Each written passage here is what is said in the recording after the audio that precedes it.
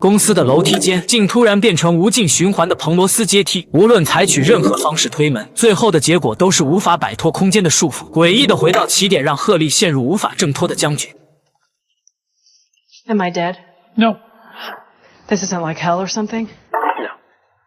原来作为卢蒙公司的员工，必须接受记忆分离手术，工作和生活拥有互不干涉的两套记忆。携带上班的记忆是根本走不出这里的，唯一离开的方式就是乘坐电梯。但电梯下降的同时，人体的掌控权也会交还给生活人格。好处是你再也不会大半夜被老板叫回来加班，公司外与领导发生摩擦，也不用顾忌自己平时穿多大尺码的鞋，毕竟内外是两个完全隔绝的世界。但这种设定也存在严重的失衡问题，工作人格每天只有上班时的记忆，甚至鹤立会认为自己被剥削奴役，于是果断提出离职。不过成功离职的前提要经过另外一个鹤立的同意，也就是不用工作只管享受生活的鹤立。可现在他没心思走繁琐的流程，满脑子只有马上离开的欲望。但没到下班时间，电梯无法正常运行，并且公司有严密的安保措施，专门负责控制员工闹情绪。事后高层没有惩罚鹤立，马克却因为管理失职送进休息室反思。说实话，悠长昏暗的内部环境怎么看都不像是休息室该有的样子。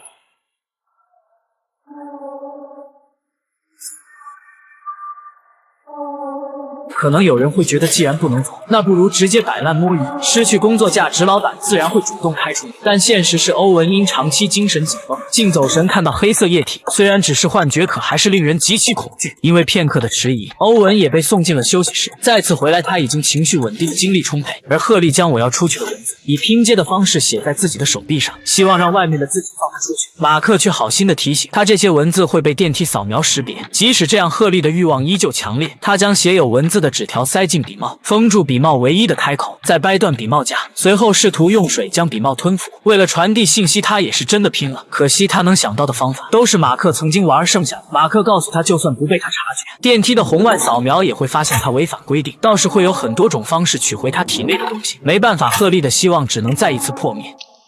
Another good try though.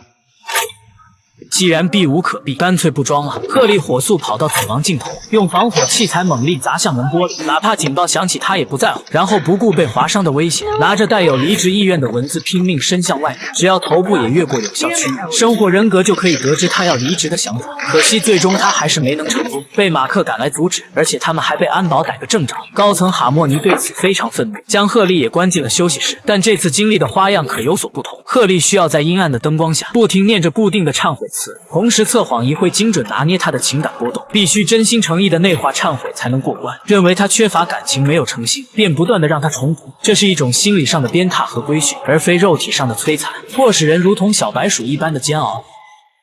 Again. Really? I'm afraid you still don't mean it.